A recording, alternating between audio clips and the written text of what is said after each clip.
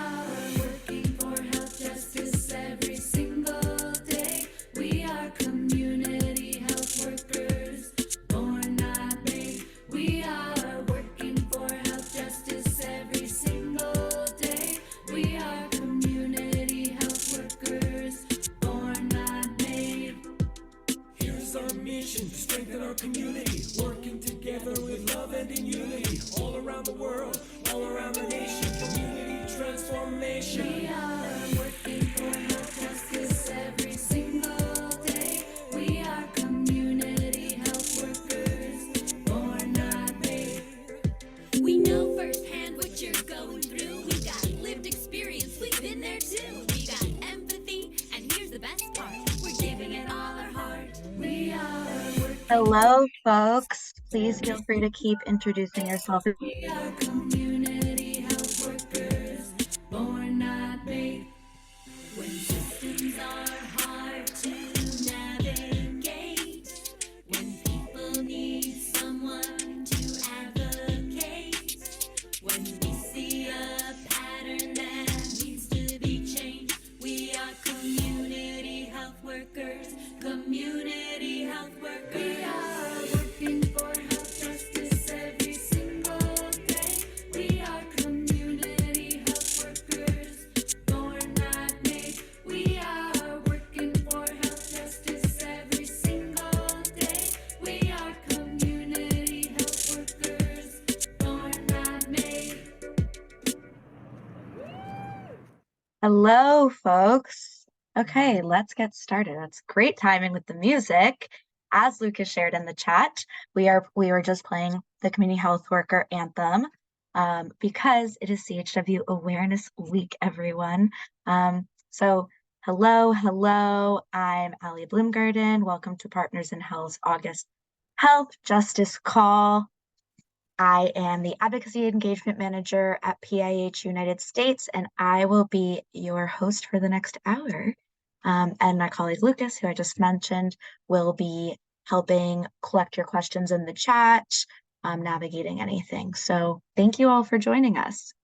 Today, we have three incredible panelists here to discuss how environmental justice, drug pricing negotiations, and the community health workforce all fit into our broader movement for health justice and how we can support each other in our collective fight.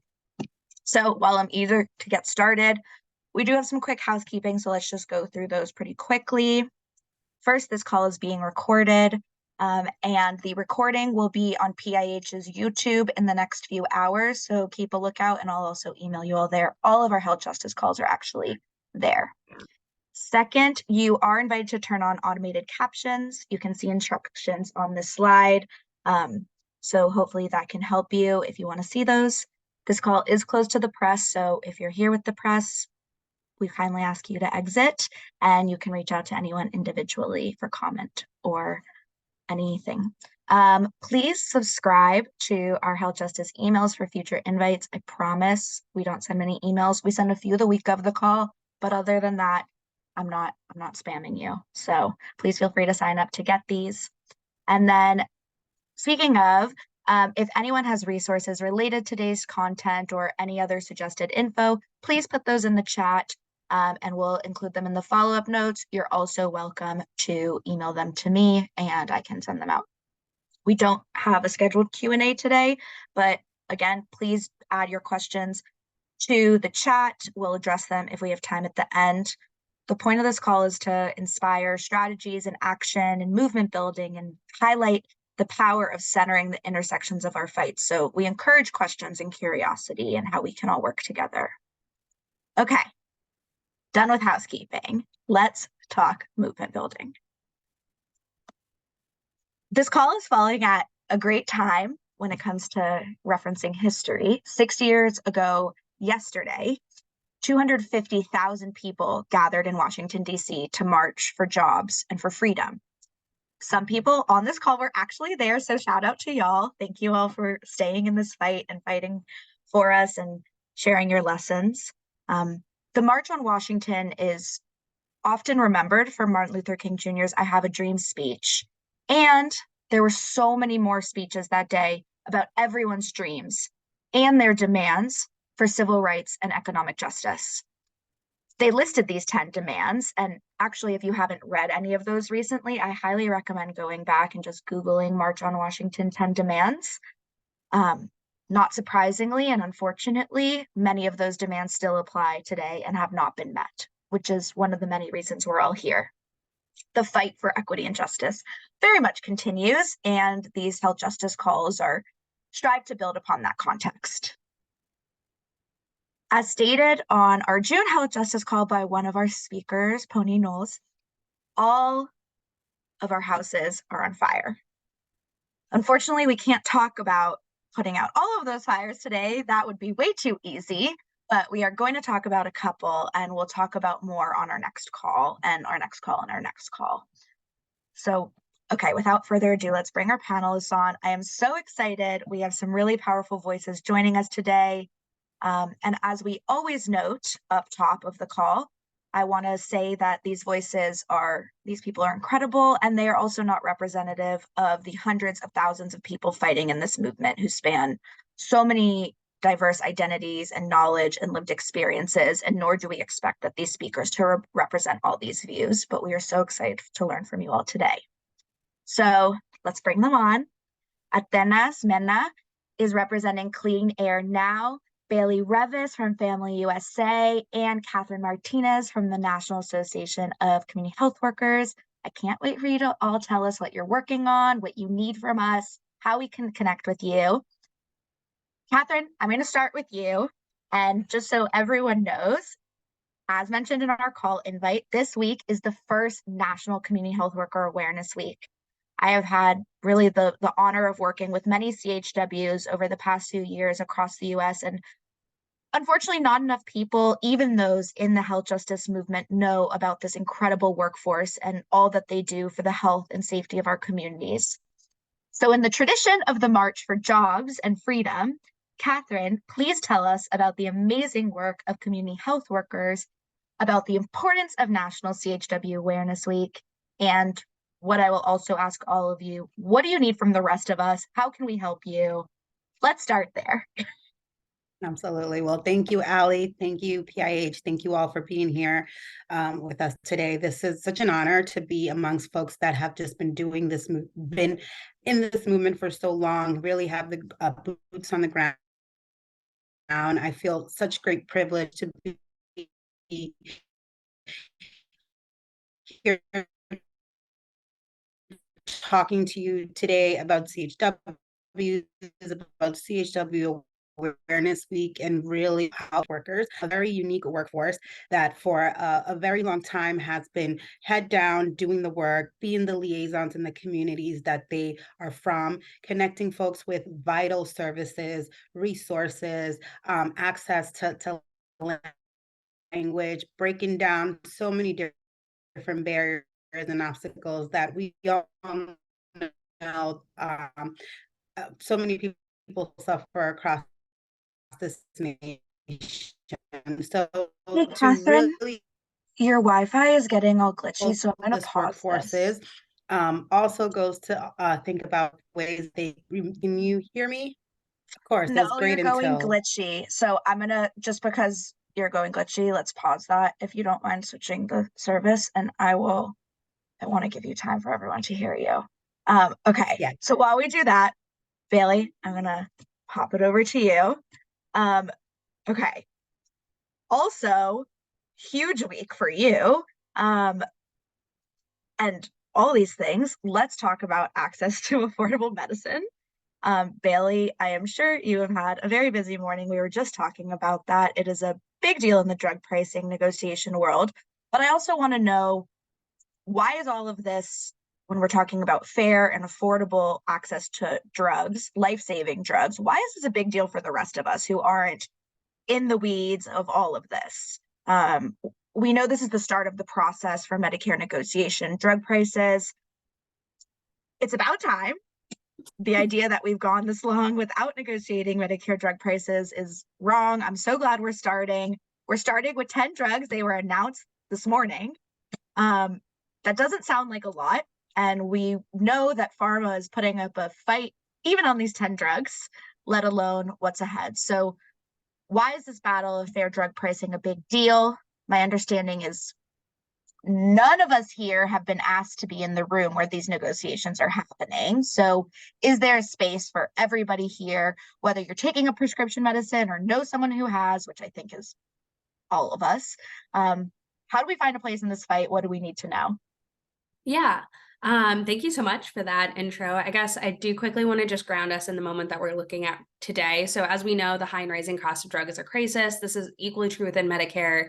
Today was a major moment to lower these drug prices. CMS and HHS announced that the first 10 drugs that Medicare will ever have the authority to negotiate the price of, up until now, drug companies were able to charge Medicare whatever price they wanted. But now Medicare will have a say in how it pays and ensure it pays a fair rate for drugs. This is a real fundamental shift in how drug pricing has worked in healthcare. So this is a health justice issue, and it relates to all of the work that everyone here is doing. Because we know that those who rely on Medicare most, like the more than half of individuals in Medicare who rely on or who live on incomes below $30,000 a year are going to benefit the most from the benefits both included in today's announcements and the benefits in general that this negotiation program is really being able to reinvest in Medicare. So these communities are important. All of the communities that we represent and that we're able to go and speak to are really important resources to get information both out to those who will see lower drug prices and these additional benefits that Medicare has implemented, that I'll talk about in a second. But it's also really important to get information back to the administration on how we can best communicate with these audiences and the folks that we know really need to get plugged into these additional savings and additional programs. So, for example, the additional benefits that a lot of folks may not be aware of they now are eligible for includes free vaccines, most importantly, including shingles and whooping cough, which we know are extremely important for older communities and can have an immense benefit on health and well-being. Those vaccines are now free for the first time. They can also get enrolled in an extra help program, which will help reduce their out-of-pocket costs, and for some folks, bring it fully down to zero, which is essentially a program that Medicare helps pay for those out-of-pocket costs depending on your income. And I can get the link out to folks as well. So there are a lot of resources that the administration is putting out and a lot of benefits and opportunities to get plugged into more affordable drug prices that the administration is now implementing because of the Inflation Reduction Act. And it's really important for all of us to be discussing this because it's important for all of us to be able to go into our communities, to go, I think a lot of the folks on this call actually have one-on-one direct contact with those who will benefit the most and who need the most one-on-one outreach to know that these benefits are even there. So it's critical as a community to be able to go get this information out, but it's really important to go back to the administration to make sure that they're creating resources and putting it in a way that's actually accessible for these folks. For example, making sure that when they're putting out information about the extra help program, that it's being provided in a number of languages and not just English and Spanish, which we know are the two that most frequently are the only ones provided. So we really are reliant on folks to come to groups like us or to go, we're happy to create a pathway to the administration, to the great folks at HHS who we know are really, really eager to be able to share all these great benefits and to share the reality of what this is going to mean for folks. And so, creating that dual communication. And then kind of as you mentioned, this is the first 10 drugs. And I think that the other important role for all of us in this space is communicating that the prices are going to go down in 2026, but that's a long way away.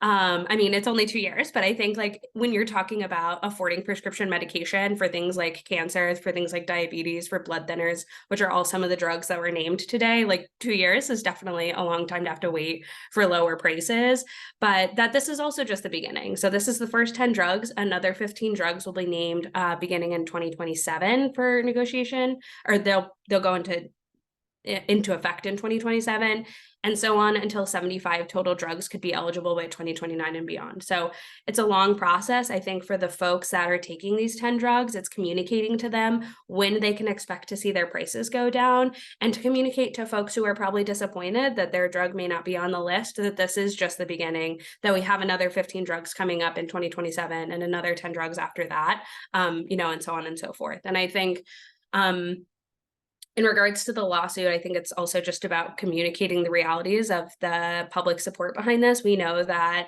an overwhelming amount of the public, regardless of political party, over 80% support the Medicare negotiation program. And I think communicating that the negotiation program is really creating so much savings for Medicare, since the first 10 drugs alone accounted for $50 billion worth of Medicare Part D spending. And Medicare can take that money and reinvest it into these free vaccines, into helping capping the price of insulin for folks, into the out-of-pocket cost that goes into effect in 2025. That's gonna be massive for folks, because that's going to cap out-of-pocket costs at $2,000 a year. So especially for folks on some of these really high cancer drugs that are reliant on those drugs for their lives, like their out-of-pocket caps are going to be capped. So anyway, sorry, that was a lot. But I think the biggest part of this is this matters so much, or it's really important to raise with this group, because I think we all have such unique access to so many different communities, and it's just really important to be communicating to those communities and figuring out how we can make sure that the administration, the HHS, that Centers for Medicare and Medicaid Services are like also finding the best ways to communicate the realities for those folks. Thank you for laying that out. I know this is like so unbelievably detailed, and you could go all day just like in the weeds. Thank you, Lisa, for putting things in the chat that probably go more into that. So Billy, thanks for staying more of that high level, but explaining what this all means for us. And what I'm hearing and what I didn't expect is like these negotiations are not going to be settled by even our next call, which is on Halloween, everyone. Register link will be in the chat. This is an ongoing fight, and it sounds like our opposition has made it very clear they're going to be fighting us every which way. So expect periodic updates on this call, folks, and other places that health justice advocates can gather to talk about these things. Please feel free to put those links in the chat, and so that we can all gather. This is definitely not the only place. This is a big topic for the health justice movement and beyond. So yeah, please stay engaged. Speaking of working together on fights ahead, I said in the intro in our last call, one of the speakers said that all of our houses are on fire. It's not just our houses, people. It's also our planet, our collective house.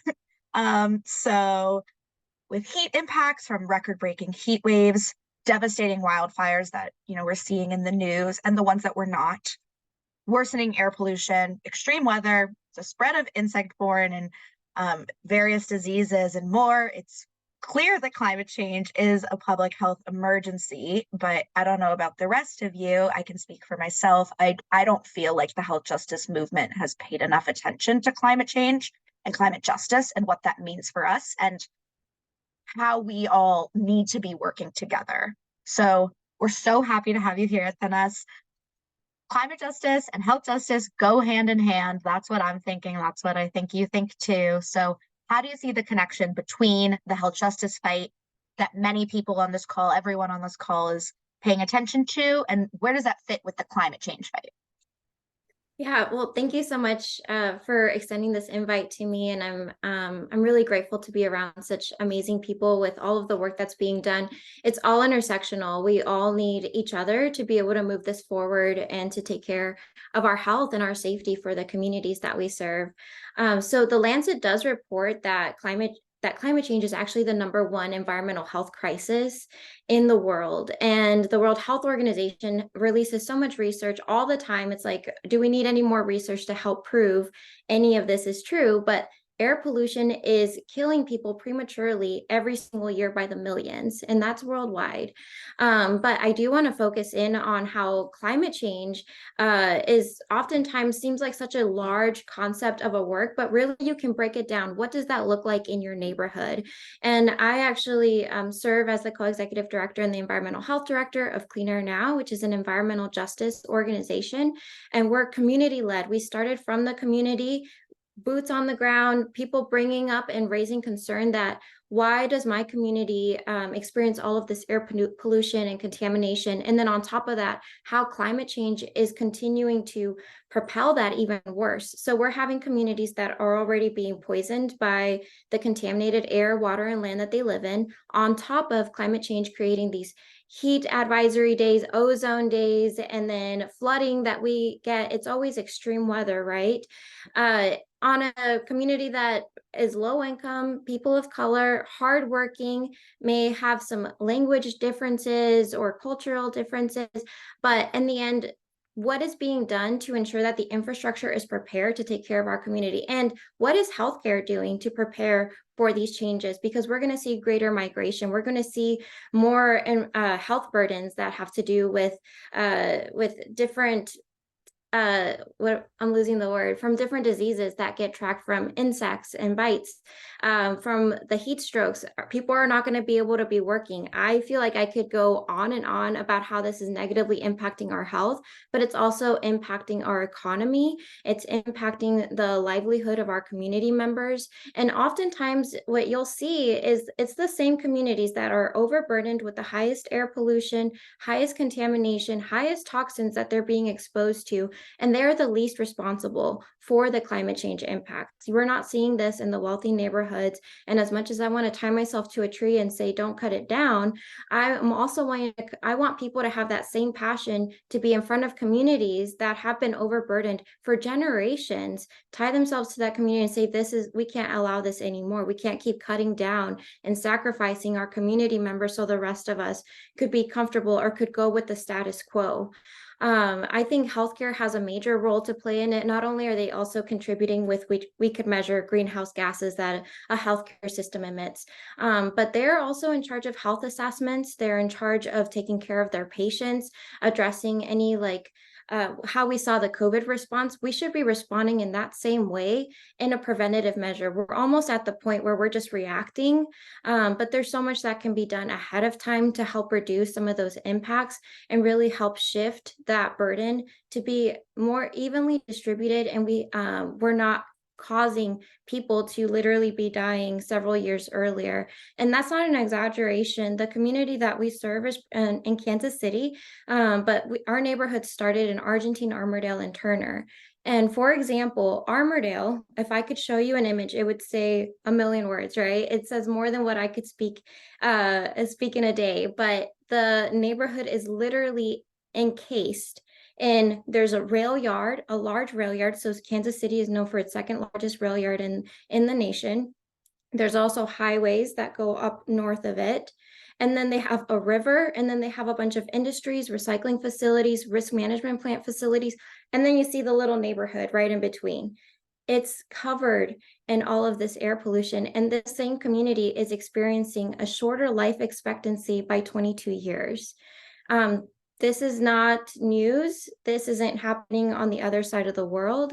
This is happening here in the United States. Our own communities are being sacrificed, and it's happening in pockets all over the nation.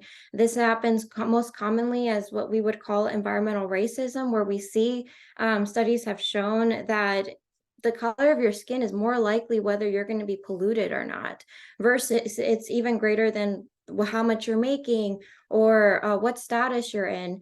But there's also rural communities who are experiencing a lot of these challenges. And when we don't have access to healthcare, when we don't have access to medications and drugs, we're contaminating people. We're expecting them to continue to work. We get them sick, but we can't give them the medications they need. It just becomes a ripple effect where we're seeing the cycle continue to propel, but we're not seeing the solutions.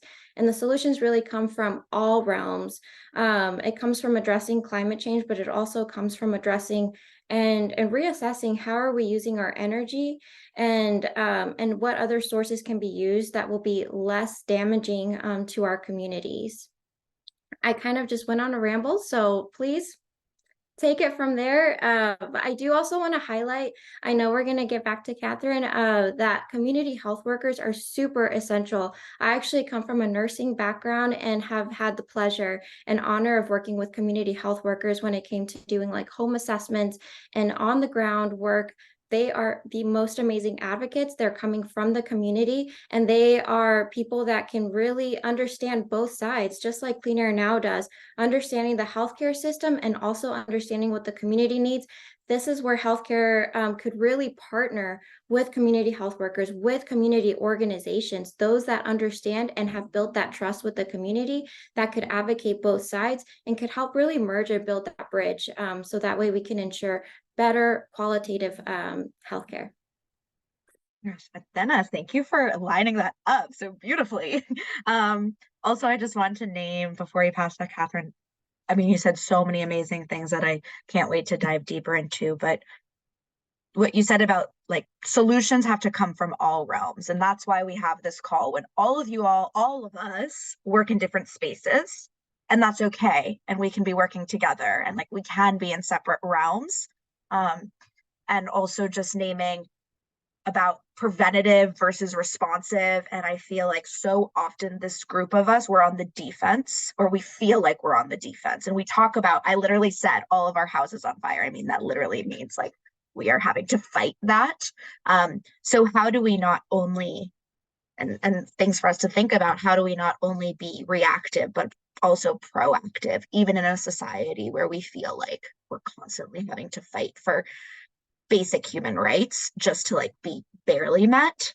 So speaking of communities who are doing so much for those who are particularly multiply impacted by environmental racism and climate change and all these issues, access to affordable drugs, etc. I was going to ping Katherine, but now I don't see Katherine. But maybe I'm Katherine. here. Oh, you're here. Sorry, I'm just going to ping it to you, please. First off, I apologize. Of course, the Wi-Fi will go right when I need to talk. I hope this is better. I'm joining by phone, so please let me know if there are any connectivity issues. But it all worked out because I think the previous speakers gave a great segue and really doubled down in terms of what I was explaining at the top of my session. We're just talking about the importance of community health workers and really how they are really critical in terms of being the liaison of navigating these really complicated issues that directly affect our community. And to Tina's point, it's not in another place of the world. This is here in our backyard, in our communities, on the ground. And there is such a huge need to not only be able to address those issues and think about solutions, but also to be able to tend to the folks in our communities that are suffering today, right now. So this sense of urgency, I think, has always been the baseline for community health workers, has always been the driver for the way that they render work in very unsung ways. And we really thought that there needs to be an opportunity, particularly coming out of COVID, where we tell them, you know, it's time to raise visibility. It's time to raise the issues. It's time to think about this workforce for long-term sustainability. And the way we do that is really by providing power, uplifting the voices of CHWs, and also making sure that key decision makers really understand that without this workforce, there will be even a bigger gap. And no matter how many solutions are offered for the crisis that are happening every day, there will be less people that will be able to connect with the folks in communities that need the services now. So CHW Awareness Week really wants to give the power to the workforce to feel like they can come out of their silos, they can band together, they can collaborate, they can celebrate all of the milestones that this workforce has been able to accomplish with very little resources, many times with not having the structure that other workforces have, and also to advocate for this long-term sustainability of their workforce, that we want to see many more CHWs in the years to come. We want folks to really who want to do this work to have the resources and be able to have all the quality life that they deserve by doing this work. So CHW Awareness Week really is a promotion of that. It's a celebration. We don't have a particular bill. We're not lobbying for certain things, but it is important that we're educating folks in every angle, on a federal level, on a local level, within the community, that this workforce exists. It exists within community-based organization. It exists in healthcare systems. We've seen a lot of folks culturally that have put together kind of their own healthcare worker systems, like promotoras, and in tribal communities. This workforce is very much connected to their roots, and they very much have a lot of solutions to so many issues that are ongoing within the nation. So we want to pivot ourselves and position CHW voices to be centered, to be heard, to be acknowledged, and to be valued, because there is definitely an amazing and critical service that is being provided every single day. People are doing this work with a lot of passion, with very little resources, and still have to tend to their own families and their own communities as well. So let's make this a workforce that does not have to suffer in silence, that has the resources that they need, and that can continue to thrive and drive this very critical, fill this very critical gap that we really face in our healthcare system and on so many different social issues around this nation. So I really hope that, not so much on the gloomy side, but more on the positive, uplifting, celebratory side of this workforce, that if you are not a CHW or you don't work with the CHW, that you find yourself aligned with at least the lived experiences that this workforce provides, and that we can move that forward in a way that continues to enhance our communities and provide sustainability long term. So I hope you guys will join me. I know PIH is going to send out some additional information about CHW Awareness Week, how to stay connected. And even though we're celebrating this week, it's onward, right? We're going to Washington. We're going to continue to engage our legislators. We're going to continue to have that visibility. This is our first annual CHW Awareness Week, definitely not the last. So I encourage folks to really lean into the workforce, to the movement, and really get educated on how critical this workforce is. Without this partnership, we really are not going to be able to have the impact that we're looking to create. So thank you so much for having me. I'm so happy to be a part of this conversation, and I really look forward to help educating folks more and more about this workforce. And I apologize about my internet issues. Gosh, no worries. Thank you. I'm so glad your Wi-Fi came back. That was very inspiring. You got a lot of like all the, the virtual reactions to like stare that people are engaged. Folks, there are 3.5 more days of CHW Awareness Week. And as Katherine said, like, this is just the beginning. I'm asking, PIH is asking everybody on this call to go to NACHWA's website. We'll also link it in the chat. They have a toolkit, how you can add your voice to how important CHWs are this week and beyond. So I know everyone, we're trying to figure out long-term, how do we all work together, but also like, what do you do right now? Go look at that toolkit, read it over, and do what they're asking and what CHWs want and need. Thank you, Lucas, for putting that in the chat. This is not a passive call. We need to be here for each other and share what we need from each other. And we need CHWs for a just healthcare system, and we need to support them. It's not just about the bigger hospitals and these more expensive equipment, which is also helpful.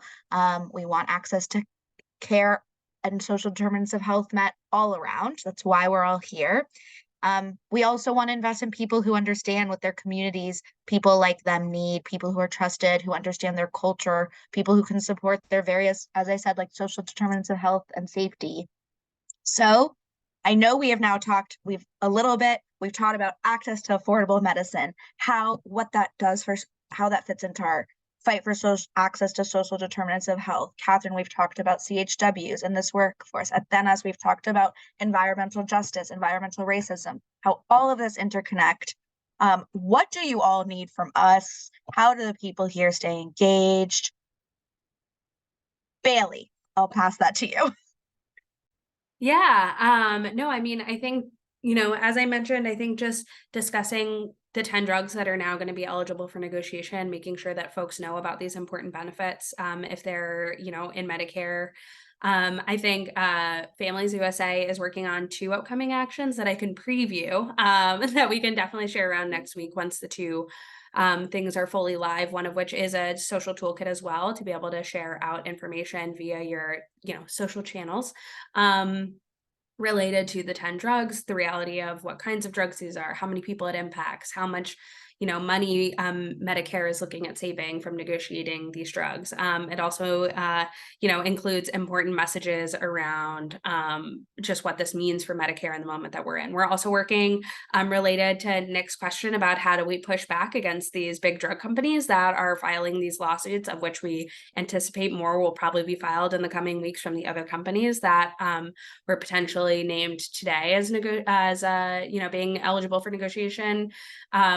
We at Families USA, for folks that are here on behalf of an organization, we're working on a sign-on letter that they can join that is going to go to HHS to support the work that they've been doing in the face of these lawsuits, and essentially just tell them to keep doing the important work. And they've already filed some briefs in response to some of these legal challenges, and just to continue that work to fight in the courts against what we know are lawsuits to protect individual profit in the face of on the backs of the people who have rely on this medication. So I think those are the initial things. I think, again, as Nick said, the first 10 drugs, I think a lot of it is just communicating to folks directly the length of time that we're looking at and the reality of what that means for folks, and trying to keep expectations realistic, but also to celebrate what it means, and to help folks understand too, like, if you're not on Medicare, I think or if you're not, a person relying on Medicare, I think that it's tough to understand how this relates to you, but Medicare's rates and what Medicare is paying can help inform the rest of our healthcare system. If you're on private insurance, now your private insurer has like a benchmark on which to weigh the price of their drug and how much they're paying for it against, based on what Medicare is paying, which is how it works in the rest of our healthcare system. So while this feels minute, maybe, like, it has broad implications for our healthcare system. So I think that's the gist of what I would say is how folks can engage and weigh in. Thank you for outlining that. And I think you outlined like this balance again of like, what can we do right now, these sign-on letters and what that means, and getting involved with your fight, but also remembering that how do we take that language and use it in our fight and like share that with our people. And so it's really helpful that you're outlining some of this in really accessible language, because like this is really confusing even for those of us who work in this 24/7. It feels very inaccessible, and so the more that we can communicate that, the better.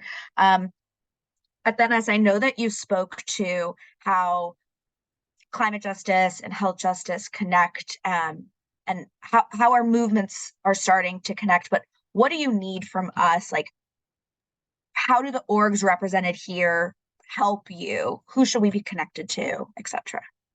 Sure. Well, first of all, just acknowledging that this is going to take a systems level approach to really address the problem. Like we mentioned earlier, it takes all facets, all different backgrounds and experts need to be all hands on deck. I think growing up, when it came to climate change, I always learned about what is my carbon footprint and what could I do to help reduce the risk of climate change happening.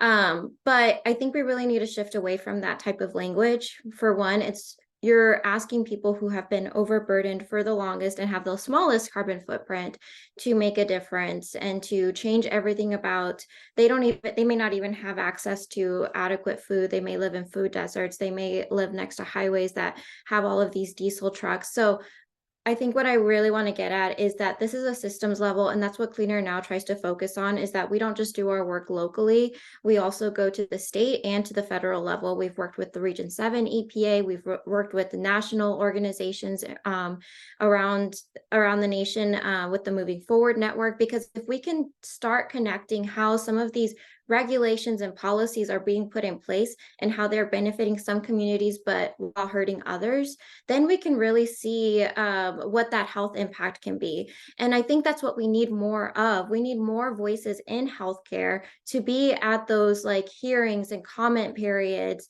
and providing actual data and research and backing up of like, what does a heavy duty truck roll have to do with healthcare? Well, it has everything to do with healthcare, right? Because if we're talking about the communities who are constantly exposed to these semi trucks that are always bringing in cargo here and there from the rail to the industry to the other side of the nation, those are the same communities we're seeing the highest asthma rates. Those are the same communities that need those medications to help address their asthma, their chronic health problems.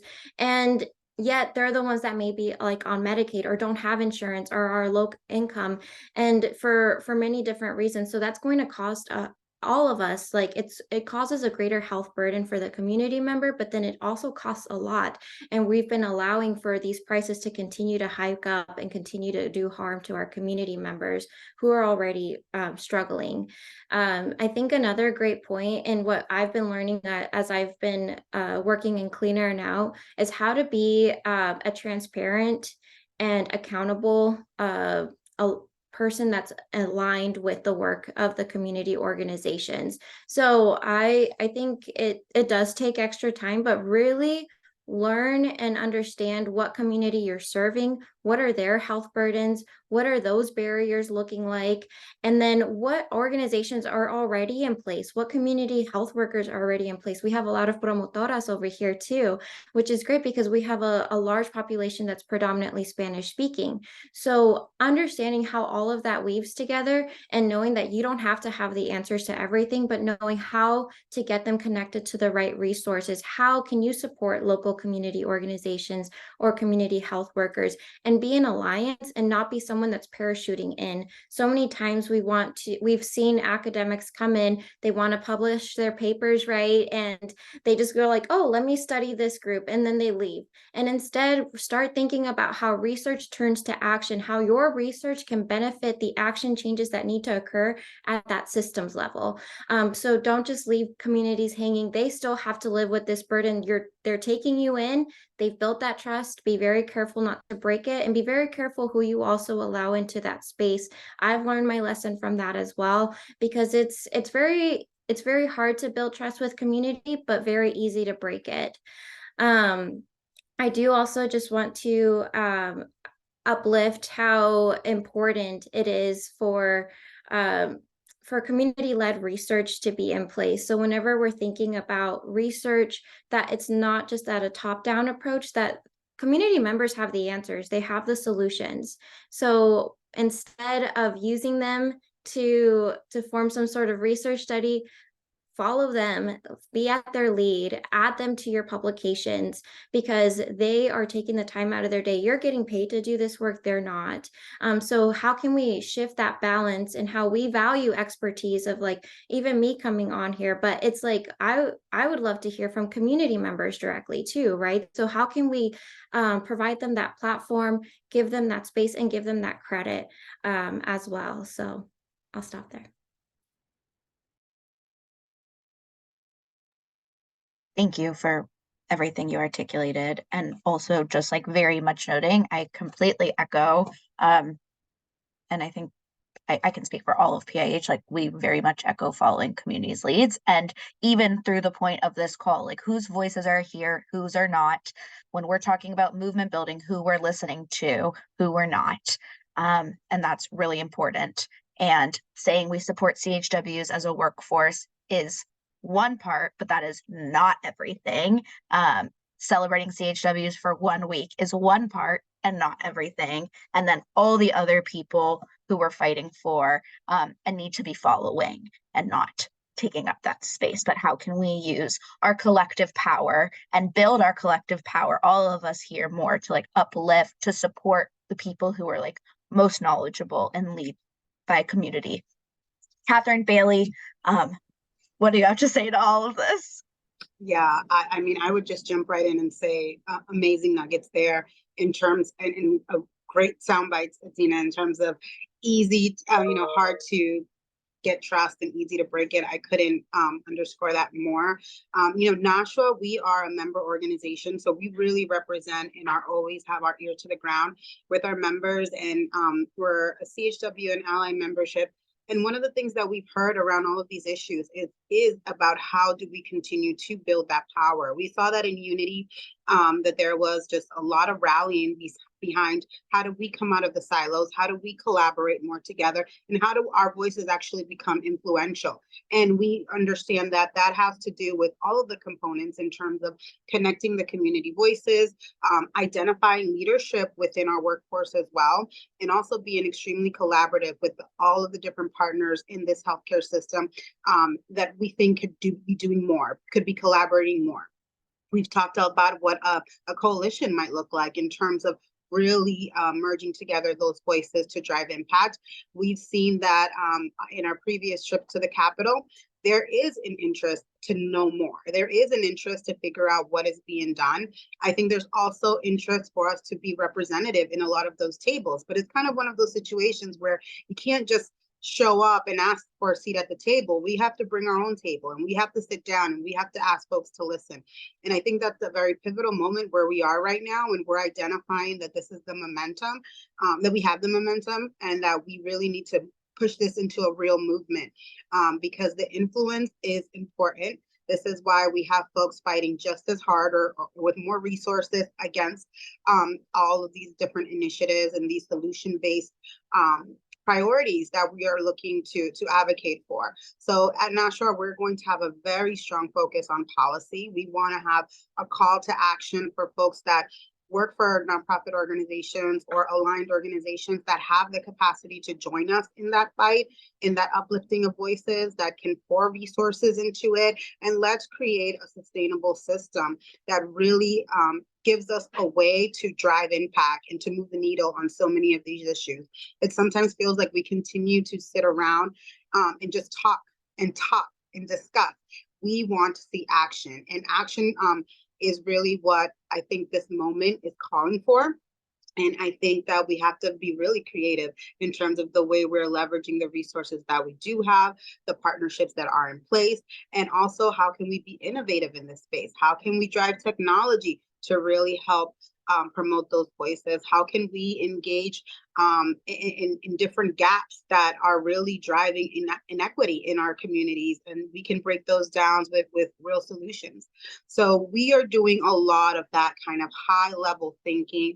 We're also in the same vein connecting all of that work to make sure that it really trickles down to the folks that are doing this work, and that we're bringing them up into these spaces where they can uplift their voices, where they can be seen as leaders, where they can be seen as folks that have solutions to a lot of these issues, because their life matters, their lived experiences matters, and we need to add value to that. So connecting the high level policy, what I like to call play the game, playing the political game, but bringing our folks up into leadership and shedding light on the ways that we can really move the needle in ways that maybe folks that historically have held that power can now feel comfortable shifting it, can align with us, and we can really take up that space. So again, if you guys want to stay really connected to kind of where this next step is going to happen, I would really encourage you to sign up for our policy updates through Nashua, or our Awareness Week, and how Awareness Week is going to have a lot of different events happening throughout the year that you might be interested in. But really encouraging folks to lean in. Don't be scared if you don't have to know everything. We don't know everything. You don't have to have the solutions to everything, but there are certain areas of capacity that really help fuel and sustain this movement and will drive just as much impact as leading it. So we hope that you're encouraged to learn more about CHW if you don't already. And we also encourage you to know that this is not a closed door type of work. This is going to be open, transparent, and if we are aligned in values, we know that we can really go far in terms of our fight. So encouraging folks to keep it going. Definitely hard to follow that. I guess I'll just add one thing that I think I want to make sure to lift up from the comments that both of you just made, is that just making sure that we're grounding ourselves at these like policy moments are really about the people who are going to benefit from them. And I myself am guilty. I like came on and I was like, here's the big policy updates and here are the benefits that we're adding. But the reality is that like all of that is for the people who are actually going to now have like a more financial security because they can better afford the drug that they have to take every day for their heart condition.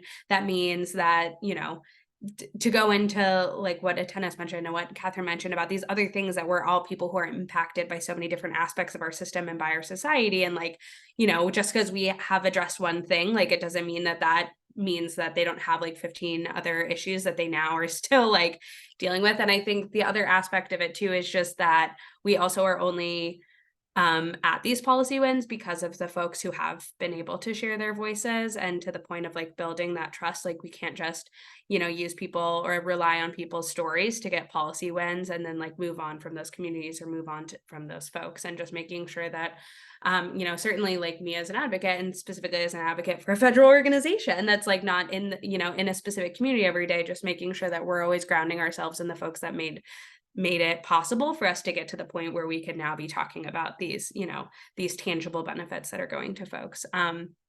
So I think those were the things that came out of it, is just making sure that I am always making sure to try and ground myself in the reality of like, this is helping people, and that's just what, like, that is what the policy objectives are for.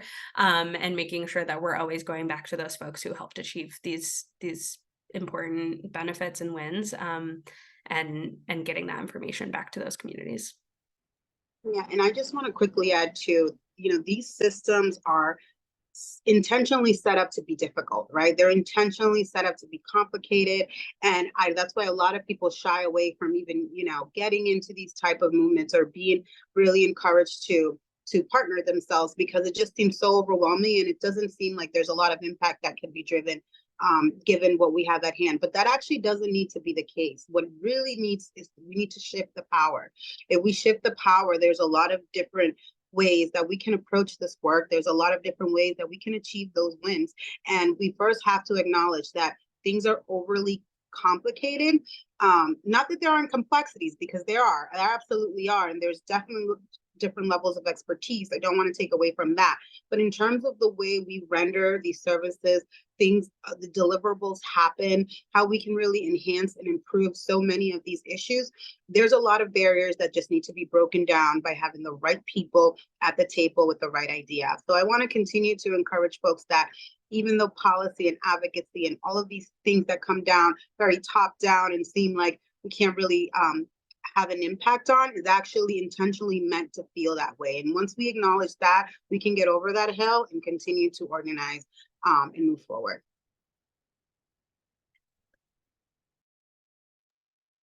Yes to all of that. I'm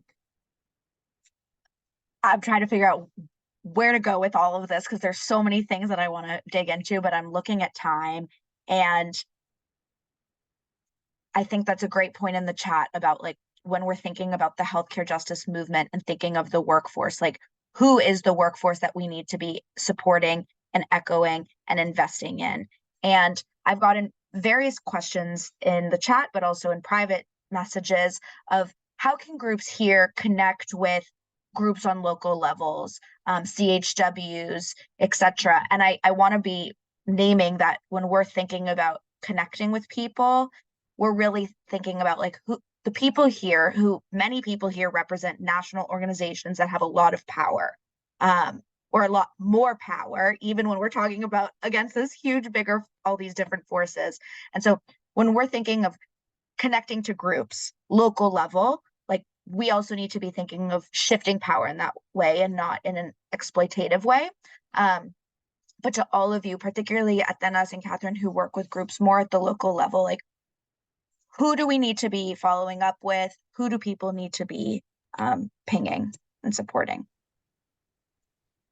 Yeah, I would say my approach would always be to not assume that the work is not already happening, that these groups haven't already been thinking for many years, decades, whatever, very critically around these issues, to really show up wanting to get to know more about the particular group you're trying to approach. And then also to identify what are the obstacles that are stopping you from approaching them, right? Is there areas that maybe there's not that accessibility, maybe is where the work is happening is you're not very much aware of it. I think that we talk a lot about this partnership needing to be really authentic, and that really you provide that by showing up in these places very open to learn and partner in a way that really makes sense and that is really helpful in adding value to the work that has been happening there for so long. And I think there are a lot of folks that are just busy doing the work. They're waiting for folks to kind of show up and knock on their doors and figure out a way to partner. So I always say shifting the power is really about that. It's not kind of removing the assumptions that certain things have been figured out, or there are certain blocks there that might not be there, but also in the same vein showing up with kind of this open mind that there's been this amazing work happening and there's just light needs to be shed on it. So I would encourage folks that if you're especially locally, you really want to understand what the priorities are, but also what the challenges are. Get really acclimated with that. And I think that automatically starts creating the trust that is needed, because people know that you're really showing up for the right reasons and that there's a lot of alignment there. Community health workers you're able to connect with them in various different areas of this workforce, which is great. You can find some of them working in clinics. Some of them are working in community-based organizations, nonprofits, community development corporations. We forget about, there's a big connection there between housing and, the wraparound services that are needed, which CHWs are working in these spaces to be those liaisons. So any real social area that you can think of, there's probably a community health workers that is really keeping those resources together and leveraging a lot of those partnerships. So I think identifying where the areas that are most of interest, learning about that community and that organization and that work that has been done, and then being really committed to showing up authentically to really enhance that work and lift people in the light that they need for the work that they've been doing. And I think that's the best way to start.